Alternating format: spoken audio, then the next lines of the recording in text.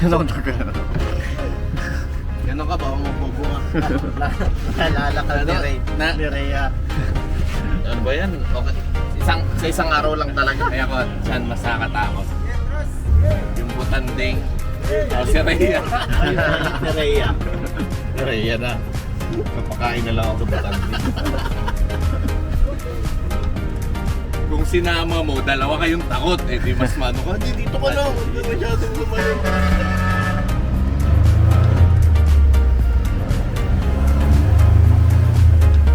Ako pag nalapit. Napupunta natin sa Milon Sandbar. Dalawang sandbar na mapupunta. Ayan pa bang kapatay pupunta pala doon.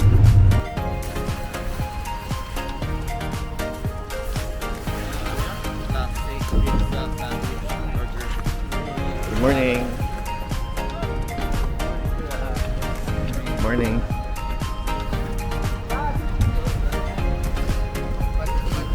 Pupunta na tayo doon, di ba? Ano yun to? Ha? Yung So, ang next itinerary ay snorkeling. So, ayun lang.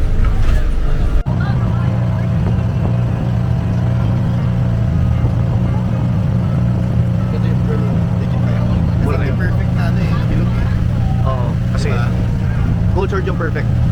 Yung ano? Bilog na bilog. Cultured yung mga bilog. Yung mas plastic.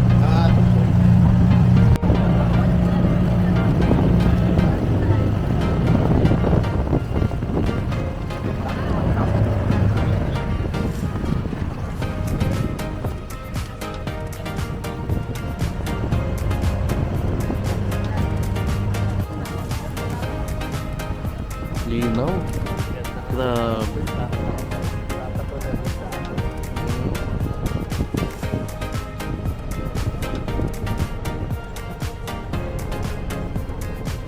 Ang Sumilon Sandbar ay isang magandang destinasyon na matatagpuan sa Sumilon Island, na bahagi ng lalawigan ng Cebu sa Pilipinas.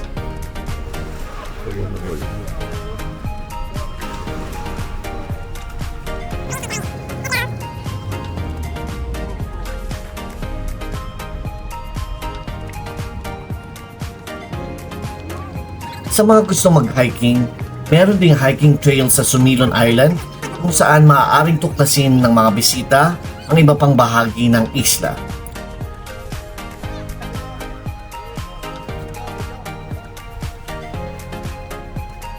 Cebu.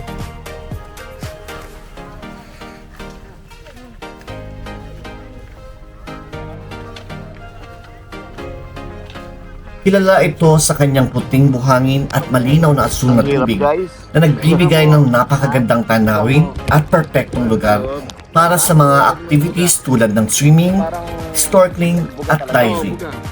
Maaaring marating ang Sumilon Sandbar sa pamamagitan ng bangka mula sa Oslob, Cebu na kilala rin sa mga whale shark or butanding.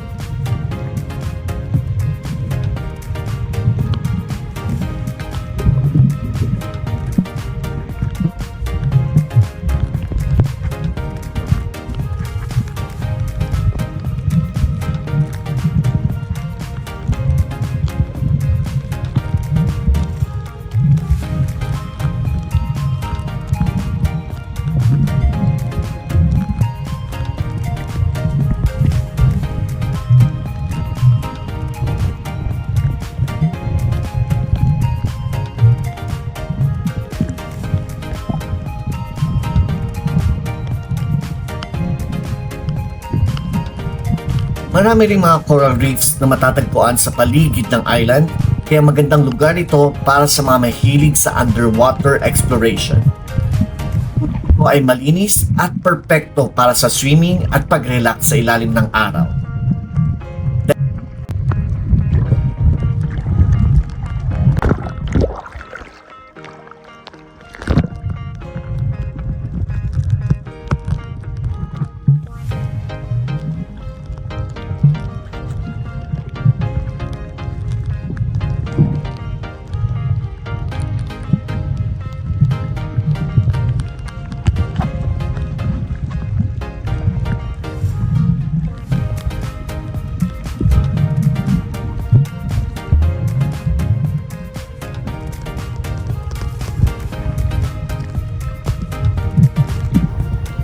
Ang Sumilon Sandbar ay isang magandang destinasyon sa Cebu na nag-aalok ng mga kamangahamang tanawin at mga aktibidad na tiyak na magugustuhan ng mga bisita.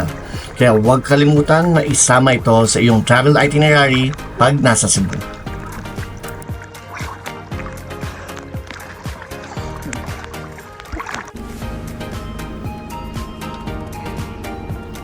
Wow.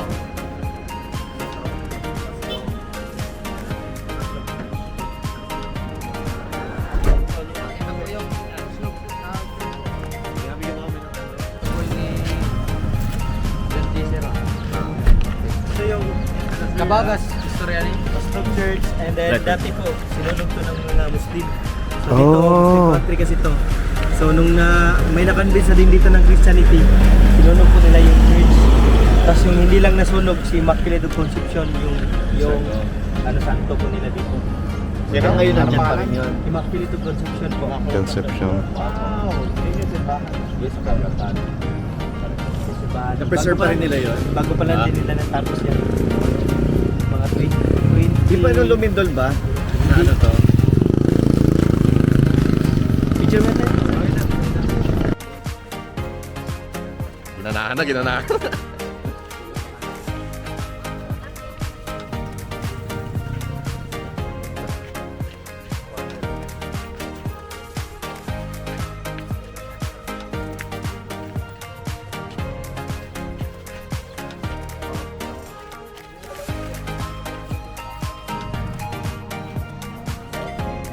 Ganun tao.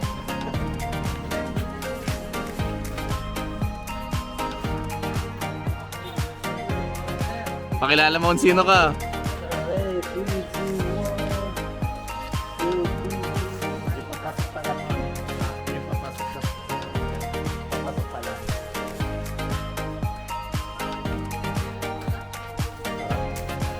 Okay na, mainit dun eh.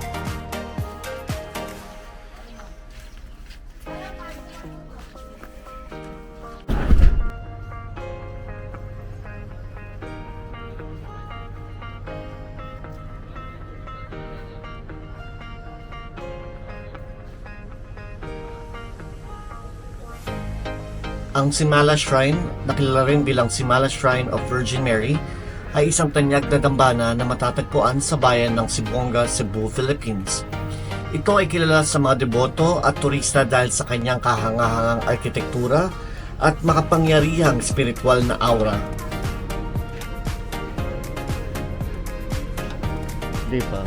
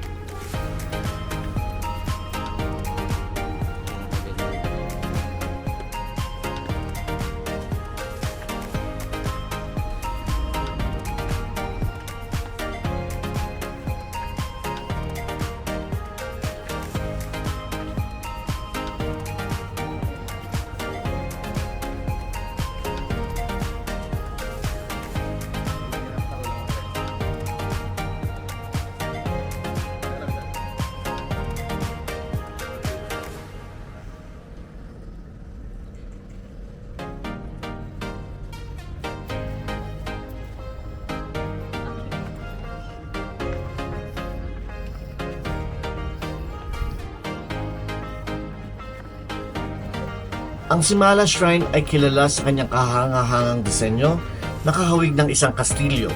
Ang mga detalyado at makulay na disenyo nito ay nagbibigay ng isang natatanging tanawin na talagang kaakit-akit sa mga bisita. Ang dambana ay nakatuon sa Birheng Maria, partikular sa Nuestra Señora de la Immaculada Concepcion.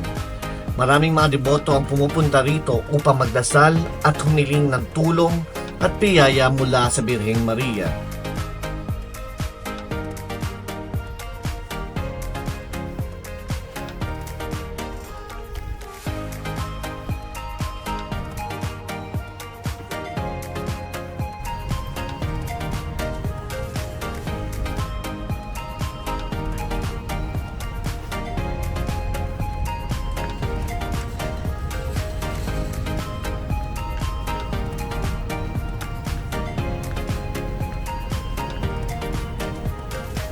Yung mga gumaling. Oo, ayun. Yung mga nakapagtapos, mga nakasabor.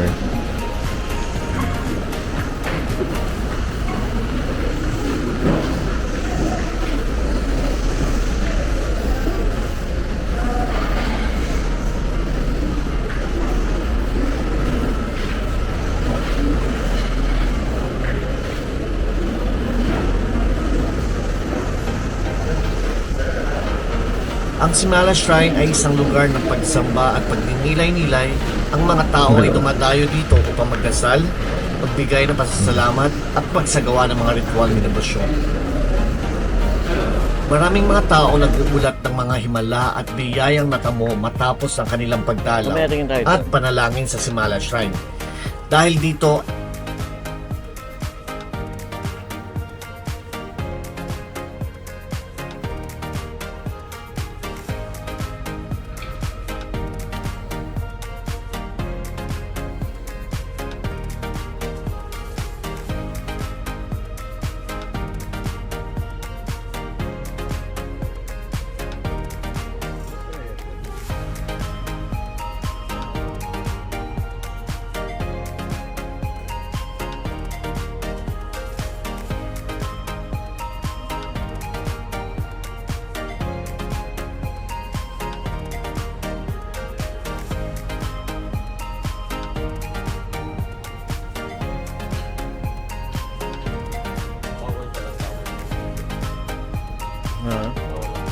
oo, matawag. Sa banyo? Ay, sa banyo, sa bangko. Bawal naman talaga eh. Akala ko to sa harapan. Ano sa bangko si ano Rhea?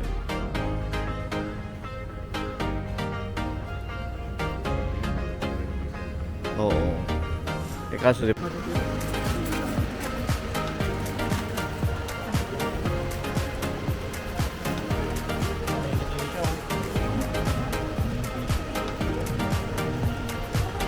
dahil dito, ang lugar ay naging isang popular na destinasyon para sa mga naghahanap ng spiritual na karanasan.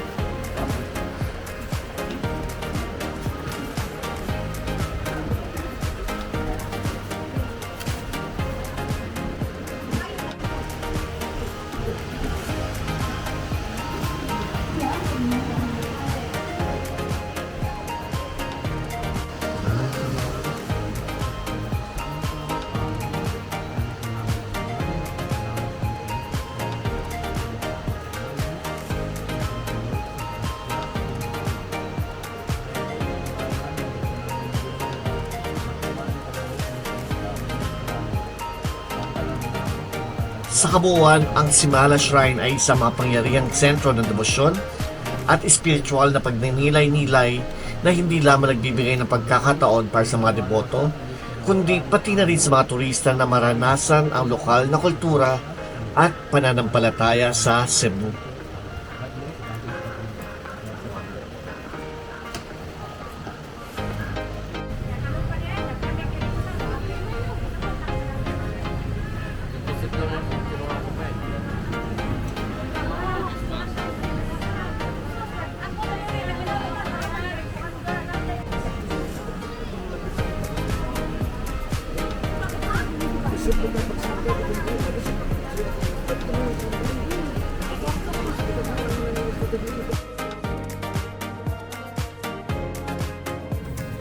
Ang 10,000 Roses ay isang tanyag na atraksyon na matatagpuan sa The Village, Barangay Dayaas, sa Lapu-Lapu City, Cebu.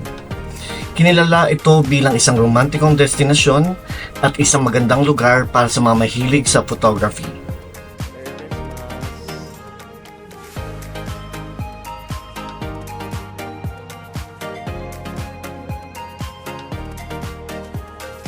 Ang pangunahing atraksyon ng lugar ay ang mga artificial na rosas na nakaayos na iba't ibang bahagi ng lugar. Ang mga rosas na ito ay may ilaw na nagbibigay ng maganda at romantikong tanawin, lalo na sa gabi.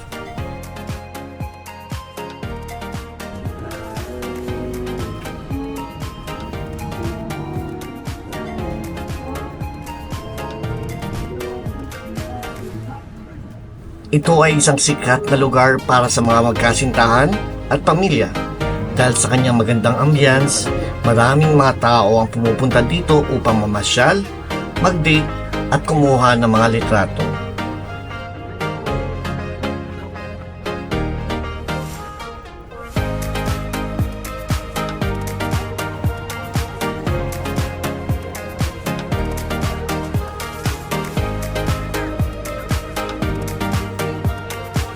Sa loob ng compound, mayroong isang cafe na nag-aalok ng mga inumin at merienda.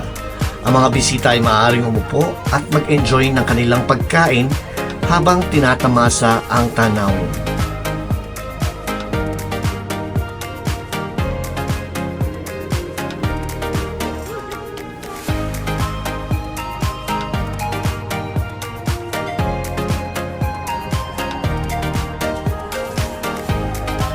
Sa kabuuan, ang 10,000 Roses ay isang kaakit-akit na destinasyon sa Cebu na nag-aalok ng isang natatanging karanasan para sa mga mahilig sa kalikasan, sining, at romantikong okasyon.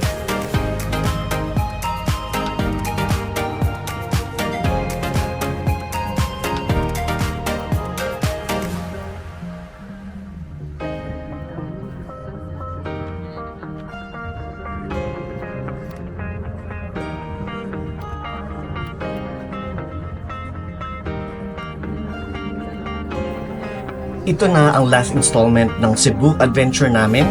Sana nag-enjoy ka at na-discover sa aming full-pack travel. Kaya subaybayan ninyo ang mga susunod pa naming mga adventure. Ano? Tara, sama ka ulit!